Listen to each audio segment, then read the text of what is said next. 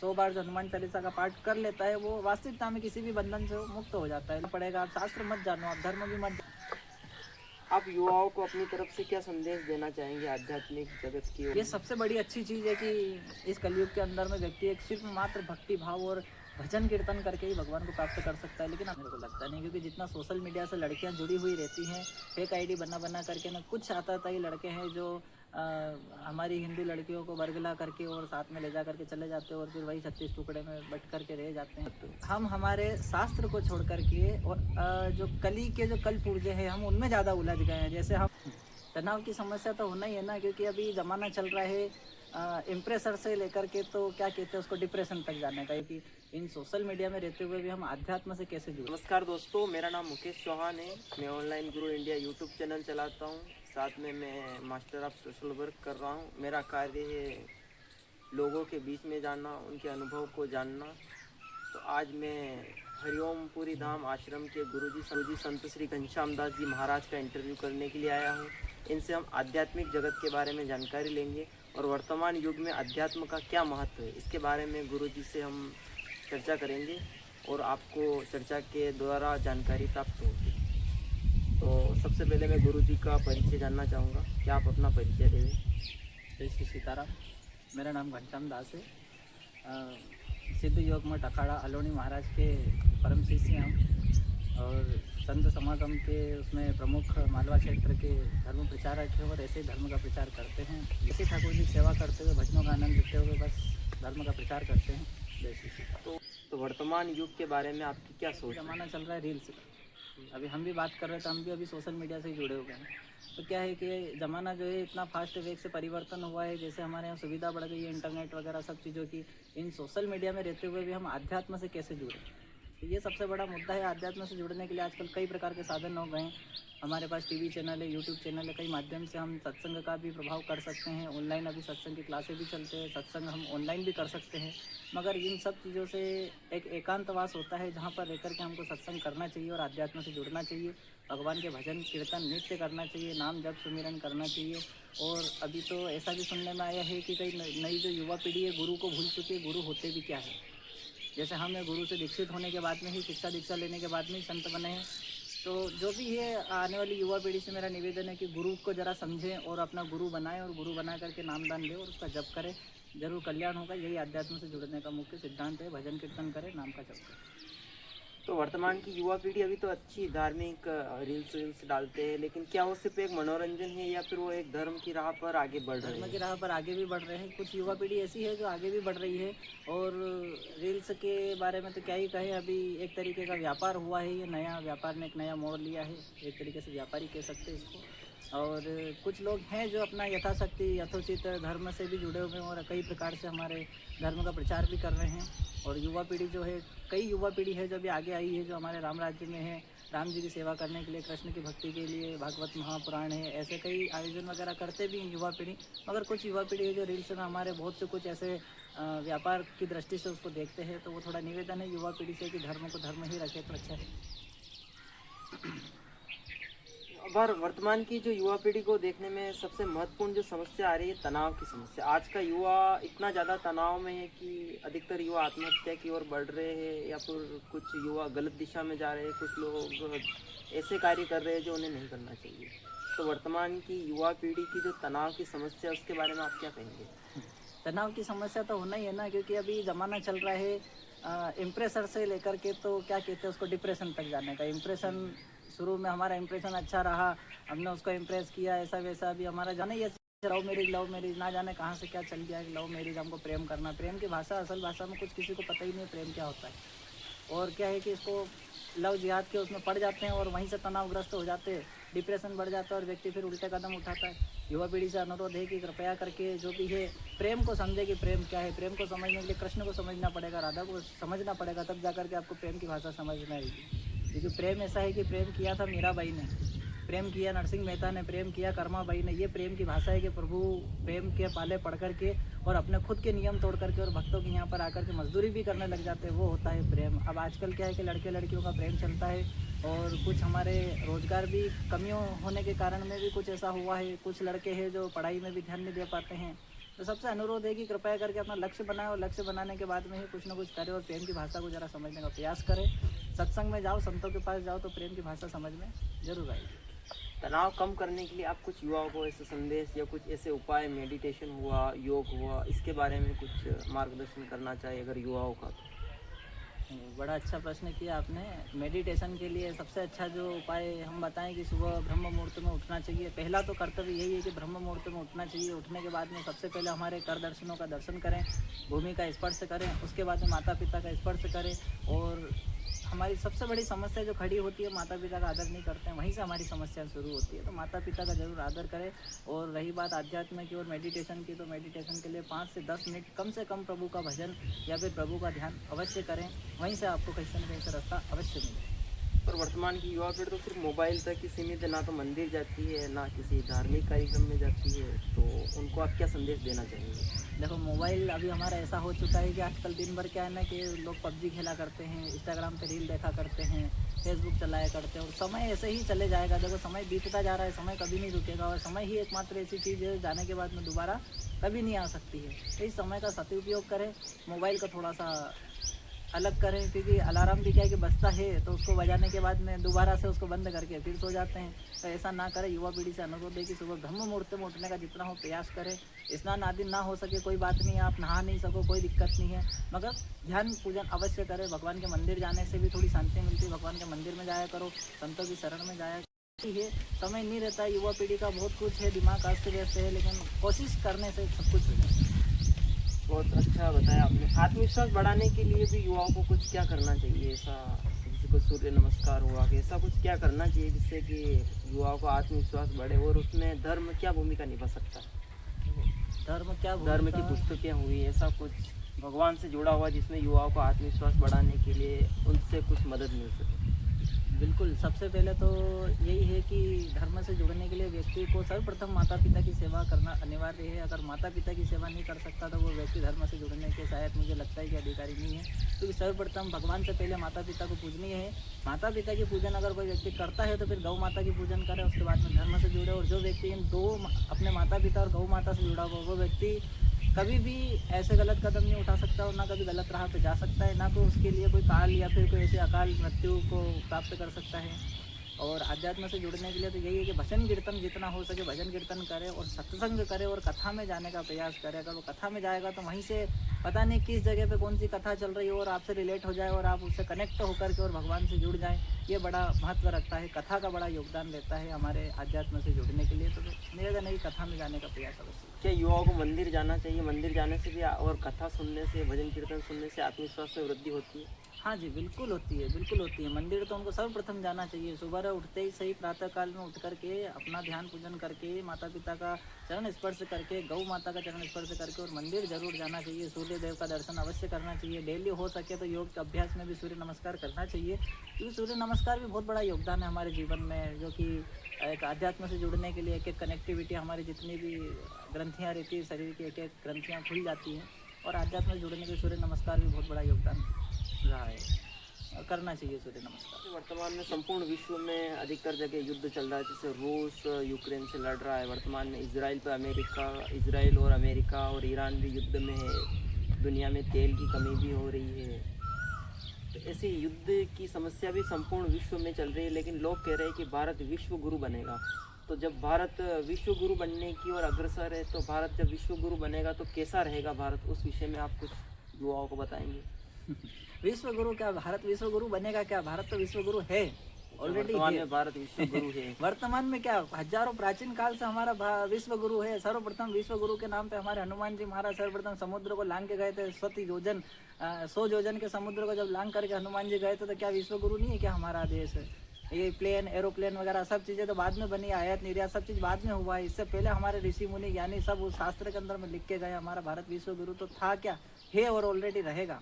तो वर्तमान में ऐसी क्या समस्या हुई कि हम पाश्चात्य जगत से थोड़ा सा पीछे नजर आते हैं? हम भी ऐसा क्या कारण हुआ कि हम हमारे शास्त्र को छोड़ करके और जो कली के जो कल पुर्जे हैं हम उनमें ज़्यादा उलझ गए हैं। जैसे हम बैठे हैं, हम यूट्यूब का इस्तेमाल कर रहे हैं या हम सोशल मीडिया का इस्तेमाल कर रहे हैं, तो ये कल पुर्जे में हम उलझ चुके हैं। हमारे जो शास्त्र में लिखा हुआ है, शास्त्र के गणितज्ञ कहते हैं, अभी जैसे हमारे सामने हारमोनियम है, ये एक शुद्ध बाजा है, ये हाथ से बजता, हवा से बजता है। लेकिन आधुनिक युग में हम अगर फंसे तो आजकल जो प्रोग्राम चलते हैं, भजन संध्याएं चलती है, शाम जगत है, ये जितने भी भजन संध्याएं चलती है, सुंदरकांड का आयोजन है, कथा वगैरह, सब में आजकल इलेक्ट्रॉनिक साज आ गए। तो हम किसके अधीन हो गए? कलयुग के अधीन हो गए।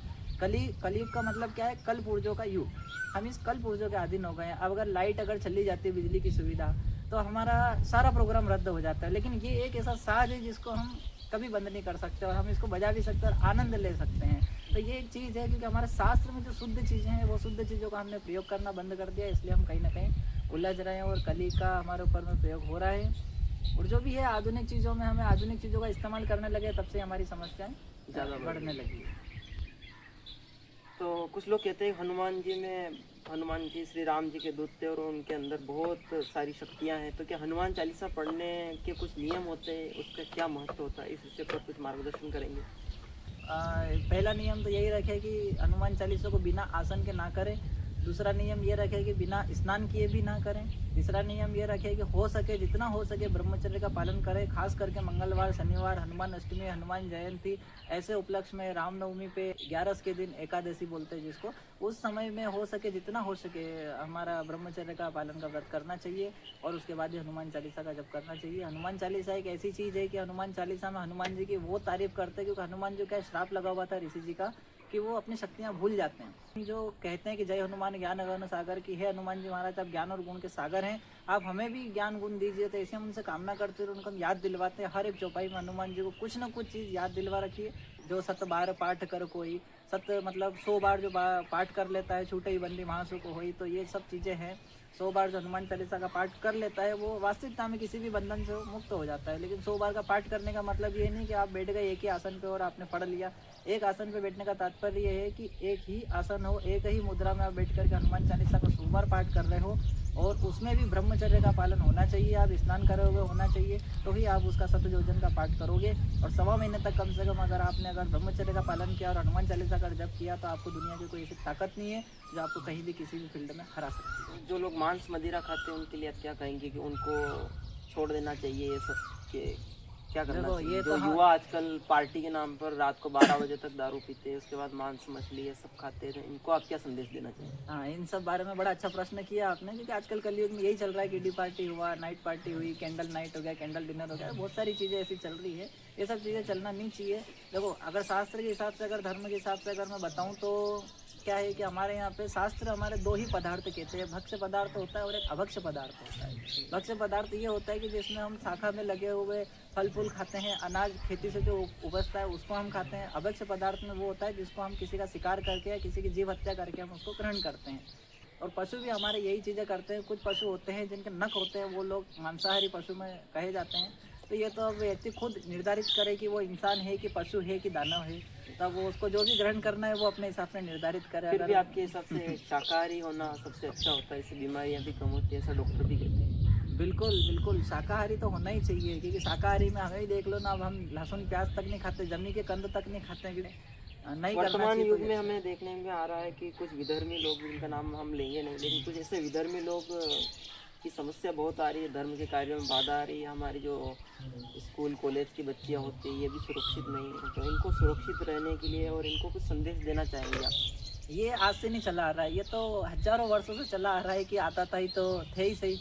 जैसा कि पृथ्वी निर्माण के समय की बात है कि जब हिरणाक्ष पृथ्वी को लेकर के चले गए थे, हिरण्यकश्यप भक्त प्रहलाद के ऊपर में कितने सारे उन्होंने मतलब प्रयास किए हैं उनको मारने के लिए और उनको परेशान करने के लिए। तो बहुत सारी चीज़ें हैं, पहले से चली आ रही है हजारों वर्ष से, आज की कोई नई चीज़ नहीं है। ये है कि थोड़ा सा युग परिवर्तन हुआ है, तो आताताई का भी कुछ परिवर्तन हुआ है कि उनके लक्षण चेंज हुए हैं, उनके थोड़े तरीके चेंज हुए हैं।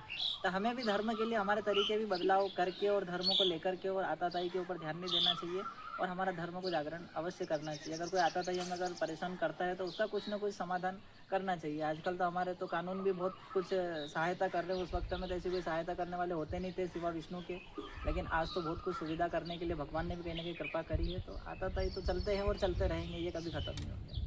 लव जिहाद लव जिहाद की कितनी बड़ी समस्या और इसे रोकने के कुछ धार्मिक उपाय जो आप बता सकते हैं? मेरे को लगता नहीं, क्योंकि जितना सोशल मीडिया से लड़कियां जुड़ी हुई रहती हैं, फेक आईडी बना बना करके ना, कुछ आताताई लड़के हैं जो हमारी हिंदू लड़कियों को बरगला करके और साथ में ले जा करके चले जाते हैं और फिर वही 36 टुकड़े में बट करके रह जाते हैं। कोई फ्रिज में मिल जाती है, कोई कहीं पे चाकू से वार कर रहा है, कोई क्या कर रहा है। तो मेरा बस यही निवेदन है कि जितना वो सोशल मीडिया से बच के रहें। माता पिता के लिए भी आपको संदेश देना चाहेंगे कि लव जिहाद को रोकने के लिए माता पिता को भी, जिनके बच्चे हैं उनको भी आगे आना चाहिए?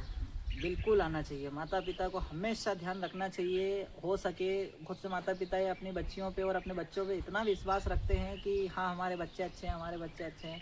मेरा उनसे अनुरोध है माता पिता से कि कोई भी बच्चे की बुद्धि कभी भी पलट सकती है, क्योंकि मुझे नहीं लगता है कि बच्चों से ज़्यादा नॉलेज, आपसे ज़्यादा नॉलेज आपके बच्चों में होगा। तो मेरा निवेदन यही है कि हफ्ते में एक बार या महीने में एक बार, जहाँ भी आपका बालक पढ़ाई कर रहा हो वहाँ पे जाकर के एक बार उसको ट्राई करना चाहिए, उसकी जानकारी लेना चाहिए, उसके बारे में जानकारी होना चाहिए कहाँ है क्या है। माता पिता को जरूर ध्यान देना चाहिए अपने बच्चों के ऊपर। डिजिटल युग में इंस्टाग्राम और फेसबुक कितना बड़ा दुनिया के लिए, अब वर्तमान युग के युवाओं के लिए खतरा है, और इससे लव जिहाद की जो घटनाएं बढ़ रही है उसको युवाओं को कैसे इस पर संभल के रहना चाहिए?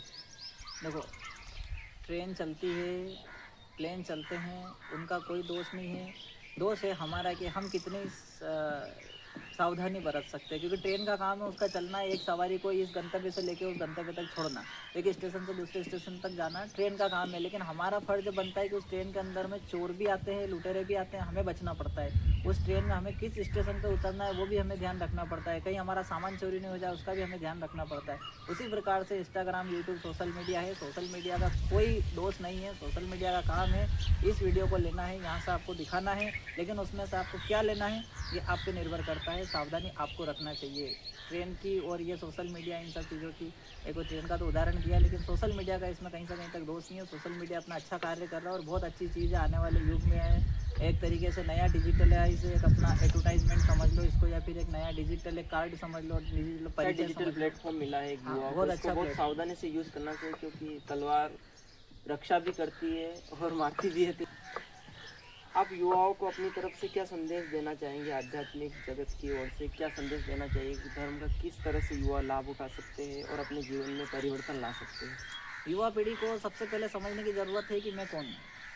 मेरा नहीं कह रहा हूँ, अपने आप के बारे में सवाल कर रहा हूँ कि आपको अपने आप को जानना पड़ेगा। आप शास्त्र मत जानो, आप धर्म भी मत जानो, आप कुछ मत जानो, आप पहले ये जानो कि आप हो कौन।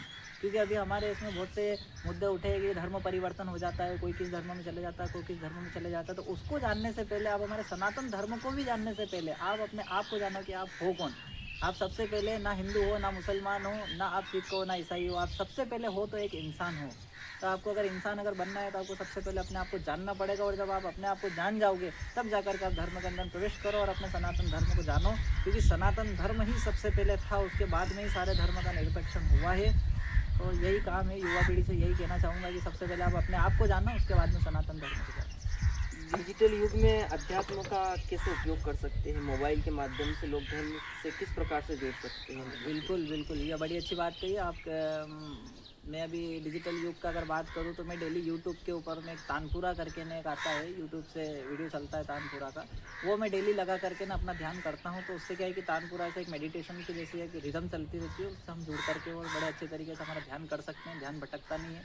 और उसका मैं इस्तेमाल करता हूँ सोशल मीडिया का, यूट्यूब का। और भी बहुत सारी प्लेटफॉर्म से हैं जिसकी वजह से आप इंस्टाग्राम हो गया, यूट्यूब हो गया, या आप किसी भी लाइव चैनल के माध्यम से आप उसके अंदर में वीडियोस वगैरह देख करके भी आप अध्यात्म से जुड़ सकते हो। अब मेडिटेशन के बारे में कुछ ऐसा सरल तरीका बता सकते हैं जो युवा बिल्कुल धर्म के बारे में, ना वो मंदिर जाता है ना कहीं जाता है, लेकिन वो फिर धर्म से जुड़ना चाहे, तो सामान्य मेडिटेशन जो हर कोई कर सके, मतलब सामान्य व्यक्ति भी उस मेडिटेशन को कर सके, ऐसा कुछ तरीका बताइए। वो सामान्य तरीका अगर मैं बताऊं तो जो व्यक्ति अनपढ़ है, सबसे बड़ा एक तरीका है आईने में अपने आप से बात करो। ये सबसे अच्छा तरीका है, कोई भी एक अनाड़ी तो ये कर सकते हैं। आध्यात्म जगत की कुछ तरीके हैं जिनसे व्यक्ति अपने बारे में बदलाव ला सकता है। बिल्कुल बदलाव। भगवान से कोई अगर अपनी प्रार्थना करना चाहे, जैसे आपके आश्रम में ओमपुरी धाम में श्री कृष्ण भगवान का मंदिर है, यहाँ पर कृष्ण भगवान बैठे हुए हैं, तो इनसे अगर कोई अपनी प्रार्थना करना चाहे तो कैसे करेगा? इनकी प्रार्थना क्या आप घर बैठे कर सकते हो। प्रार्थना क्या, भगवान तो सब जगह विराजमान है, हम यहाँ बैठे यहाँ भी विराजमान है, वहाँ कोई बैठा हुआ वहाँ भी विराजमान है। भगवान तो हर जगह निरंकार निराकार है। जैसे अन्य व्यक्ति कैसे भगवान से प्रार्थना करे, इस बारे में कुछ?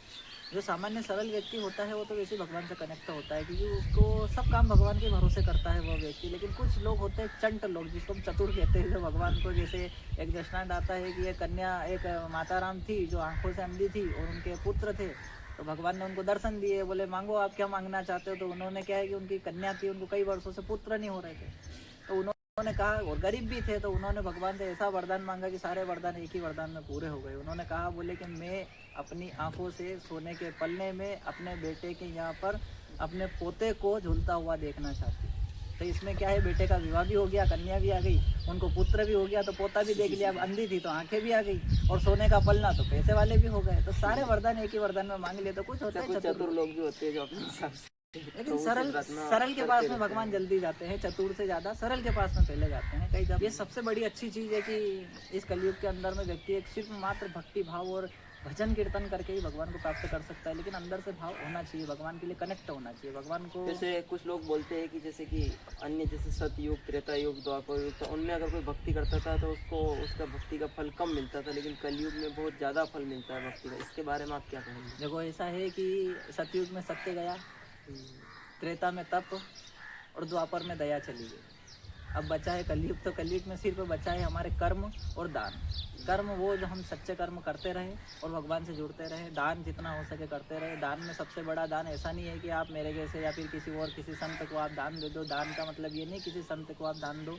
दान का अर्थात ये है कि आप दान में गौ दान करो, गौ माता के लिए चारे की व्यवस्था करो। सबसे बड़ा दान तो अभी जरूरी है, हमारे यहाँ पे गौ माता को दान की बहुत आवश्यकता है, और गौ माता के लिए कुछ ना कुछ दान की व्यवस्था करें। कहीं अभी गर्मी आ गई है तो गर्मी में कहीं बैठ करके आप प्याऊ वगैरह की व्यवस्था करें, जहाँ पानी की व्यवस्था कर सकते हैं, पेड़ लगाएं। ये एक बहुत बड़ा हमारे यहाँ पे दान पक्षियों को जल देवे, पक्षियों की व्यवस्था करें, उनके चारे पानी की व्यवस्था करें, दाने पानी की व्यवस्था करें। ये सबसे पहले दान करें, उसके बाद में किसी संत वगैरह की सेवा करें। सेवा में भी ऐसा है कि किसी संत की सेवा में ऐसा नहीं कि आप उसको रुपया पैसा देवें, संत को जिस चीज़ की आवश्यकता है वो चीज़ ला करके देवे। मेरे आश्रम पे भी कोई व्यक्ति आता है, अगर दान की बात करता है तो मैं कभी पैसे की बात नहीं करता हूँ। जो भी चीज़ की आवश्यकता होती है वो बता देते हैं कि भैया इस चीज़ की आवश्यकता, अगर आपकी सामर्थ्यता हो तो आप करें, अन्यथा कोई बात। जैसे मैं आप सबकी जानकारी के लिए बता दूं कि गुरुजी सुंदरकांड भी करते हैं। सुंदरकांड की गुरुजी की एक टीम है पूरी। गुरुजी बिल्कुल पैसे नहीं लेते आपसे, अगर आप कोई सुंदरकांड करवाते हैं तो आपसे कोई शुल्क नहीं लेते हैं। जी हाँ, हमारा क्या है इनके कि साथ जो मीडिया की टीम चलती है, इनकी साउंड वाले हैं, उनका कुछ शुल्क होता है, वो ज़रूर आपको पे करना पड़ेगा, जो साउंड है वो। बाकी आपको उससे गुरुजी कोई शुल्क नहीं लेंगे। जो भी आप अपनी इच्छा से गुरुजी को अर्पण करेंगे ये वो आपसे ले लेंगे, लेकिन इनका कोई अपना शुल्क नहीं है। क्या है, सुंदरकांड है, कथा है, श्रीमद् भागवत, ये भागवत कथा पुराण भी करते हैं, नानी बाई का मायरा है, भागवत कथा है, सुंदरकांड है, ऐसे आयोजन गुरुजी करते हैं। और गुरुजी का आश्रम गांव करंडिया में है, जो यहाँ से चंबल नदी पास में है, और यहाँ एक शंकर भगवान का प्रसिद्ध मंदिर भी है। चंबल के किनारे पशुपतिनाथ के सहारे बैठे हैं हम। और क्या पशुपतिनाथ का मंदिर यहाँ पे बहुत अच्छा है। 12 ज्योतिर्लिंग में तो आता नहीं है, लेकिन बहुत अच्छा है। अष्टमुखी है जो यहाँ पर मंदसौर में है, और एक और मूर्ति नेपाल में। और सभी जितने भी समस्त शिवलिंग है वो पशुपतिनाथ के मंदिर में विराजमान है। यह सबसे बड़ी खास बात है हमारे पशुपतिनाथ मंदिर को। शिवना नदी के किनारे बैठे हुए हैं, और हमारे जो ठाकुर जी और हमारा जो धाम है ये हमारा चंबल नदी के किनारे, शिव के सहारे और चंबल के किनारे आप बैठे हुए हैं।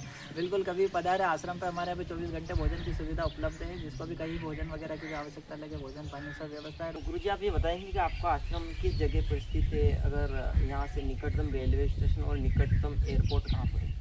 यहाँ पर हमारे एयरपोर्ट की तो ऐसी कोई सुविधा है नहीं है। रेलवे की ज़रूर सुविधा है। रेलवे का गमन है, हमारे यहाँ पे सुमासरा करके गांव है, सिटी पड़ता है, वहीं से ट्रेन का साधन मिलेगा, वहाँ से फिर बस का गंतव्य मिलेगा जो हमारे आश्रम तक के लिए प्राप्त उपलब्ध है। और पास में वर्तमान अगर बस से और भी सफ़र करना हो तो मंदसौर पशुपतिनाथ जो मंदिर है अपना महादेव जी का मंदिर, वहाँ पर भी हमारी ट्रेन की सुविधा और वहाँ से बस भी उपलब्ध है।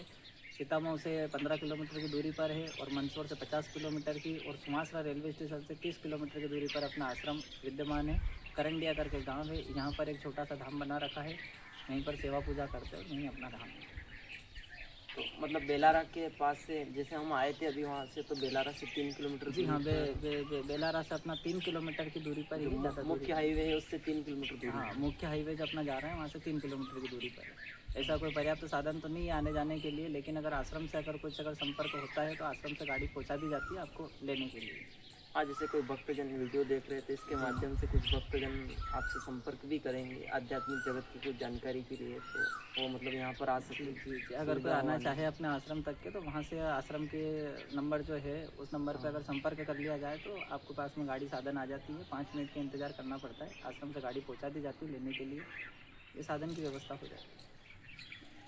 धन्यवाद, आप सभी ने इतना समय से हमें सुना, और मैं गुरुजी का भी बहुत बहुत धन्यवाद करना चाहूँगा कि आपने इतना महत्वपूर्ण अपना कीमती समय जो आप जन कल्याण के कार्य करते हैं उनसे अपना समय निकाल कर हमें समय दिया, इसके लिए बहुत बहुत धन्यवाद आपका। बस जय श्री ऐसा ही है हमारा तो, जय श्री कृष्णा, राधे राधे। अपना तो बस भजन भाव करो, कीर्तन करो, यही आनंद है जीवन में, और कुछ आनंद नहीं।